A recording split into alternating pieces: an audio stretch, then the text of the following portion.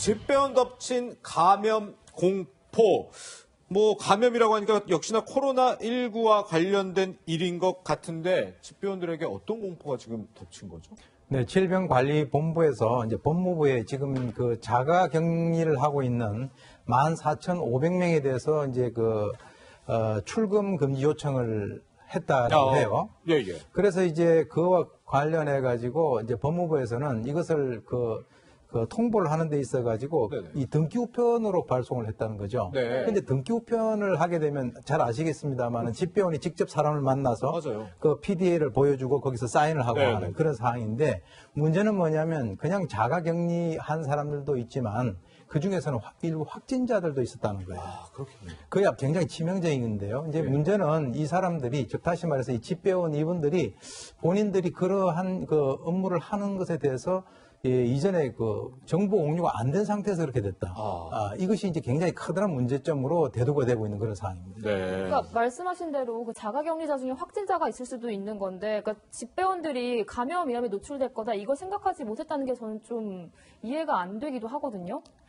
글쎄요, 이제 지금 질병관리본부하고 법무부 입장에서는 규정대로 이제 자기들은 했다라고 이제 주장을 하고 있긴 있지만 네. 실제로 이제 이 집배원이라고 하는 직종에 있는 분들이 상당히 그런 이런 질병에 취약하죠. 네. 본인들이 이제 원턴 원하지 않던 물건을 배달해 드려야 되는 그런 사안이기 그렇죠. 때문에 그렇기 때문에 만약에 저 중에서 어떤 사람이 감염이 된다든가 하면 우리나라에 있어서의 우편 시스템에 있어서 굉장히 문제가 될 수가 있고. 맞네요. 네. 그리고 이제 벌써 지난달부터 이제 이 집배원들과 관련돼 가지고는 직접적으로 이렇게 마주치면서 물건을 전달하지 말고 간접적으로 이렇게 좀 시스템을 바꿔달라라고 네, 네. 하는 그런 요청을 했다라고 하는데 네. 어떻게 이런 일이 발생이 됐는지 상당히 참 답답한 그런 심정입니다. 그럼 이미 그 출국 금지 통지서는 대상자들에게 모두 전달이 된 건가요? 지금 이제 14,500명 중에서 8,100명에 대해서 했으니까 6,400명 아직 남았죠. 아, 그러네요. 그래서 이제 지금 법무부하고 질병관리본부에서는 이와 관련돼 가지고 조금 이제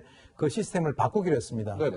즉 다시 말해서 준등기라고 해가지고 직접 사람을 만나지 아니하고도 거기에 대해서 이제 배달한 일시나 이런 것들만 이제 법무부에 통보를 해주는 그런 상황으로 이제 바뀌었다라고 하는데 사실은 이것이 아까 말씀하신 대로 처음부터 그렇게 고려가 돼가지고 이런 확진자하고 직접적으로 대면할 수 있는 엄청난 어떤 위험에 이 집배원들이 빠지는 그런 상황이 안 됐었어야 되지 않느냐라는 생각이 듭니다. 네, 그러니까 집배원들 입장에선 정말 분노할 수밖에 없을 것 같은데, 질본이나 법무부에서는 뭐라고 하던가요?